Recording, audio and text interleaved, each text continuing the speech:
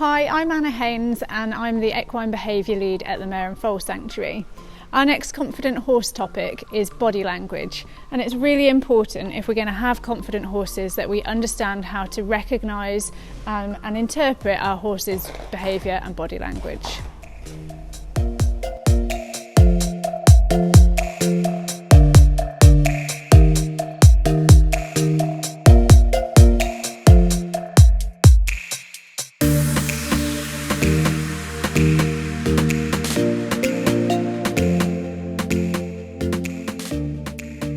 So if we want to have confident horses, it's really important first that we are able to identify and recognise their small behavioural indicators that they show to us, and then we're able to interpret them appropriately. Horses are communicating with us all the time through their subtle body language, and as social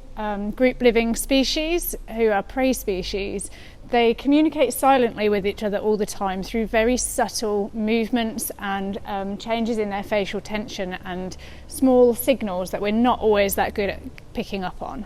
Horses are communicating with us all the time through their subtle body language signals, and it's up to us to make sure that we're listening to them.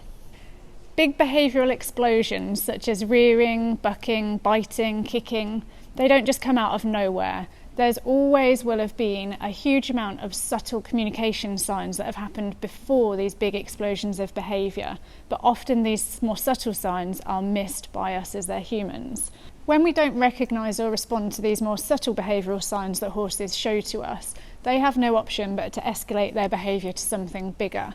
In essence, things like rearing and bucking, biting, kicking are a horse's version of screaming. They don't have the ability to scream like we do, so they have to use their body language to show us when they're not feeling comfortable about a situation.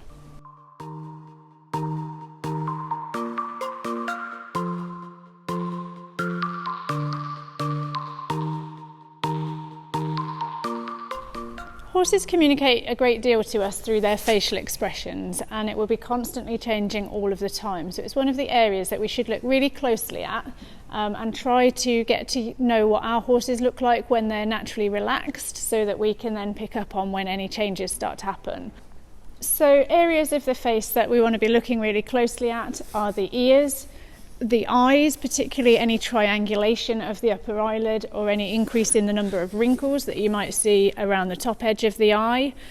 Also their muzzle and chin area, and often horses' chins will change shape quite dramatically if they become worried about something, and also their nostrils and the level of tension that you can see in the nostrils and whether they change shape. By recognising these individual changes in their face, it helps us to realise when our horses might be beginning to struggle in a situation, and means that we can then respond appropriately to help them to feel better. When we're looking at behaviour and thinking about the development of behaviour problems, it's really important that we look at the whole horse, not just at that individual moment in time. So, for example, if we want to make sure that we have a confident horse, we need to make sure that all of their equine needs are met, and that means that they need to be provided with access to friends, forage and freedom. And by providing them with those essential equine needs, we can keep their baseline stress levels really low, and that means that the development of behaviour problems is much less likely. By ensuring that we meet all of our equine's needs and spending lots of time getting to know what they really look like in a nice, natural, relaxed environment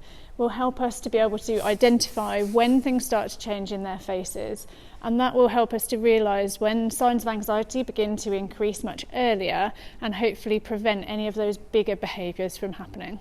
Spending time observing your horse in a relaxed situation will never ever be time wasted, and it will do wonders for your relationship together and enable you to get to know your horse in a way even better than you already knew them before.